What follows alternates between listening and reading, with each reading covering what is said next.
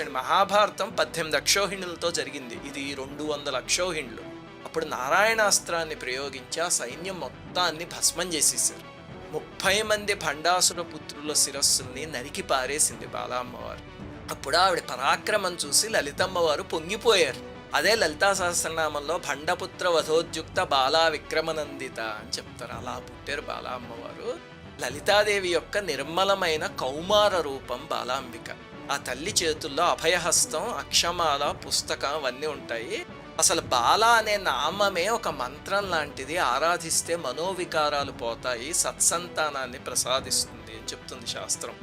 ఇంతకీ బాలా త్రిపుర సుందరిలా అలంకరించిన అమ్మవారి స్వరూపాన్ని చూసి మనమేం నేర్చుకోవాలి అంటే, చిన్నపిల్లల్లో అమ్మవారిని చూడటం నేర్చుకోవాలి. అదే జాతి నేర్చుకుంటే చిన్న చిన్న పిల్లలపైన అఘాయిత్యాలు అంటూ ప్రతిరోజు పేపర్లో గంటతడి పెట్టించే సంఘటనలు రావు. శ్రీమాత్రే.